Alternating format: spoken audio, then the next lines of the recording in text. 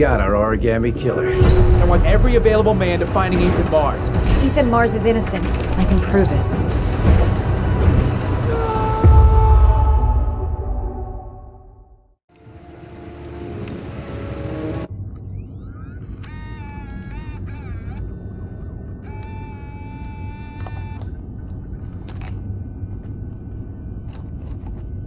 Go ahead, take a seat.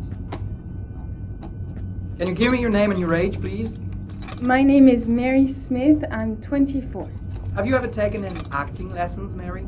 Not really. I couldn't afford it, but I watch a lot of films and I learn so much by watching them. Have you shot anything recently? I've had a few bit parts, little things here and there, nothing very serious for the moment. I'm always too tall, too short, wrong hair. There's always something wrong with me. Okay, have you learned your lines? Yes. Let's get started. Mark it, please. Casting Heavy Rain, actress Mary Smith, take one. And action. The first time I saw you, I knew you were the one. I thought these things only happened in the movies, you know? Pounding heart, the sweaty hands, and the shaky legs. I was coming out of the theater, and it started pouring heavy rain, so there I was, soaking wet. Teeth chattering, freezing cold, and then you came up to me. You looked at me straight in the eyes and you said, "Need an umbrella, miss?" You sent me flowers for weeks and you said you'd love me forever. 3 months later, we were getting married. God, it sounds so stupid. It's such a corny romance. But real life, it never ends up being what you think it's going to be. You think it's going to be one big happy fairy tale. And then one day you wake up in an average little house, leading an average little life, and your real dreams are about paying the bills and maybe someday getting a bigger TV. And you realize that maybe that wasn't the life you were dreaming of. You realize maybe things could have been different. And maybe I actually could have lived with all of that, but then one day it all just stops. Starts with something small. A little lipstick on a collar. A few nights when you come home a bit late. At first I tell myself that I'm crazy, that you would never do such a thing. But just to ease my mind, one night I follow you as you leave the office. I follow you to the CD hotel where you meet the girl. And then my whole world falls apart.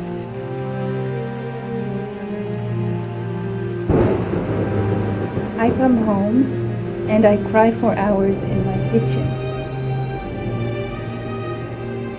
I get the gun from the drawer in the bedroom,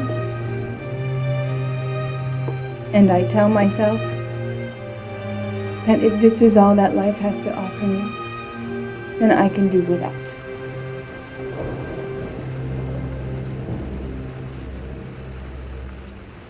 But then I change my mind. After all, I'm not the one who's cheating.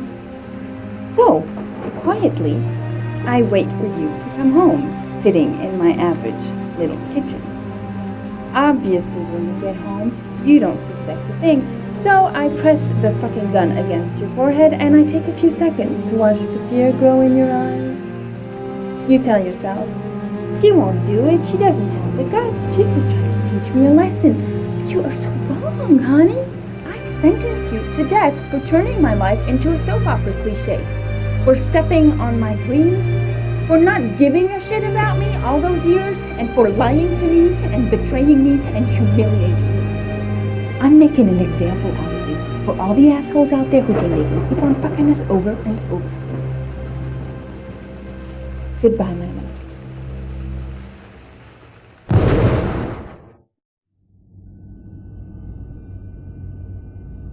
So, how was it?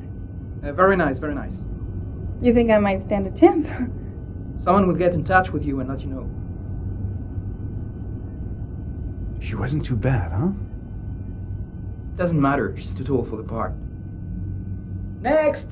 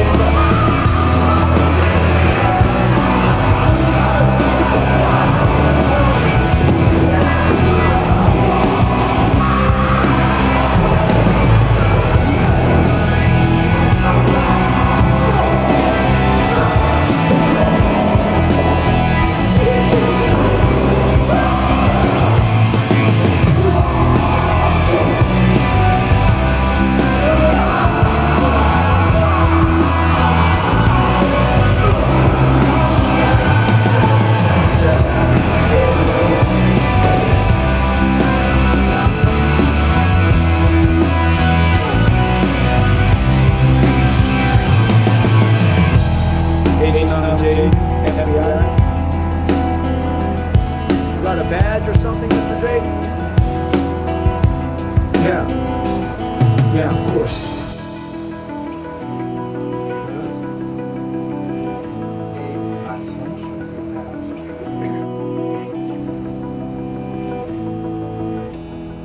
Check. You can pass.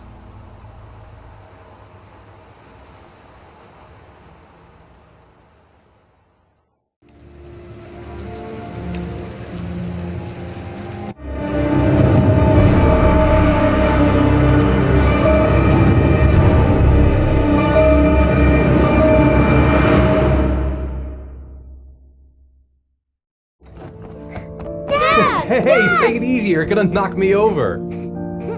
So this is your big day, huh? Am I grown up now? 10 years old, that's not exactly grown up, but you're getting there. So, could you just give me a name for the camera? My name is Pascal Langdale. What is the text that was given to you? I have Norman, Jaden, and Ethan as well. Sean may be dead in a few hours. He wants to test me. He wants to punish me for Jason's death.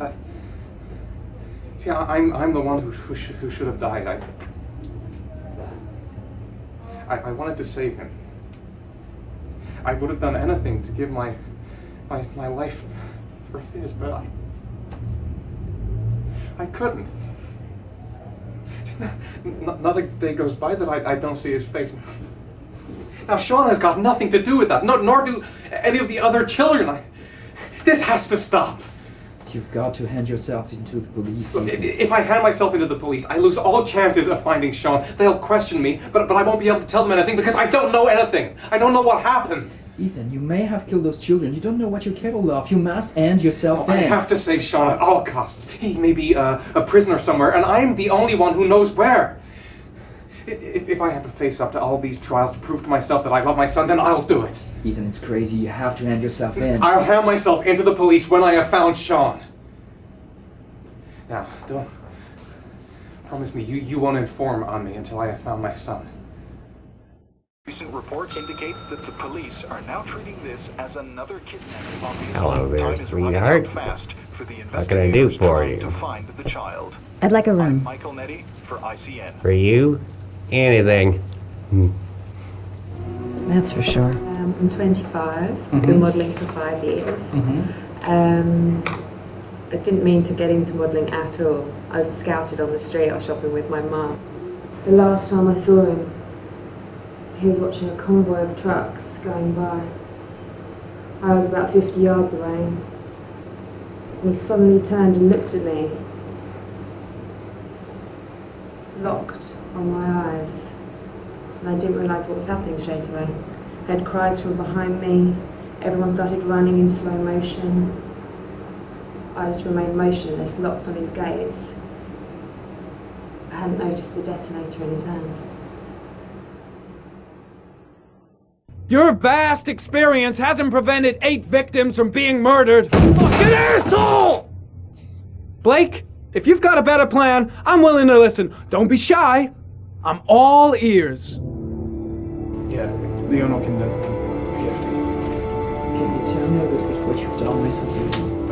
The last thing I did a thing called Richard the Lionheart for the BBC. Coda confessed. You beat him all night to make him talk. He would have confessed to Kennedy's assassination if you asked him. Your confession is a heap of shit. Corder is not the origami killer. He's a sick child killer, but he has nothing to do with the disappearance of Sean Mars. We have lost time for nothing, and all this time it continues to rain. According to the weather forecast, we've got less than 12 hours before we reach 7 inches of rainfall, and we haven't the remotest idea where Sean Mars is. Excellent. I bought 10 minutes of your time, didn't I? All I ask is that you use that time to answer some questions. So, this is where you work? Disappointed? No, it's just very different from what I imagined. How do you become a private eye? Well, I was a cop for 20 years, and one fine day my wife decided to run off with, so... You should see all the faces of the husbands when they first discover that I know that they have a mistress. It's like a little kid, their hand caught in a cookie jar. You know, I could have tripled my salary. You know, if I accepted everything they promised me, just to keep quiet.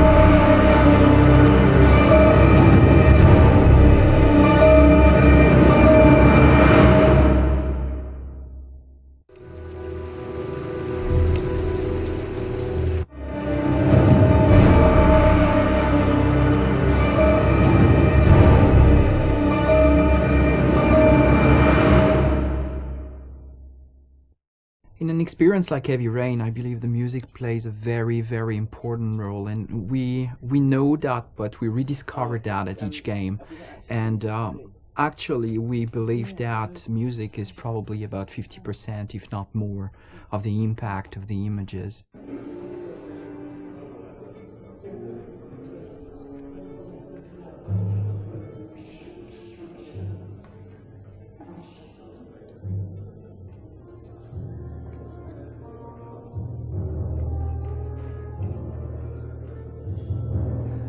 Biggest challenge with music in a title like Heavy Rain is the non-linear nature of the piece. So many actors told us that it was like the work of 3 to 4 movies, and regarding the music, it's exactly the same. It's as much work as 3 to 4 movies because of the non-linearity of the game. So at the same time, you got big volumes to record, but at the same time, you want to keep the same intention, the same intensity, and the same emotion in every single track in the game. So that's what the focus has been so far, and I'm really pleased with the result. It was a bit, you know, bit difficult at the beginning, but at the same time easy because I knew David before, so I know what he likes and what he doesn't like. So it, for me, you know, it's a good start. You know, when you already have, you know, a relationship with a director, you save time.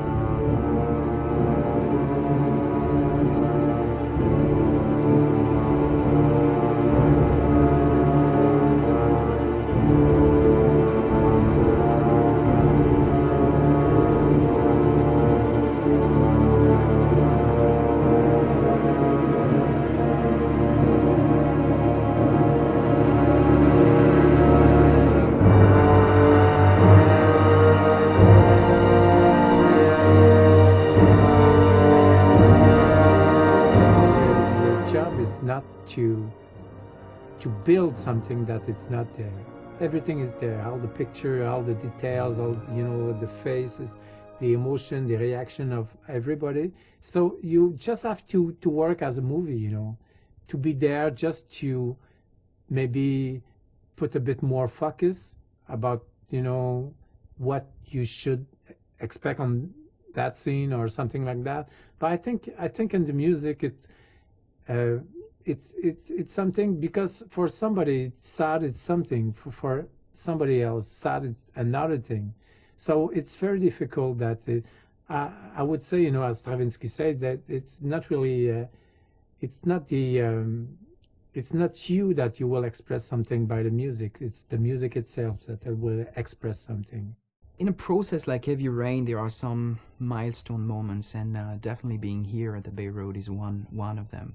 So when I wrote the script, I certainly had notes and soundtracks in my mind, which most of the time is not what you listen to at the end, what you get, but it's definitely better what I hear here today with a real orchestra, and I think that it makes a huge difference to have real musicians and a real orchestra and real composer behind this game.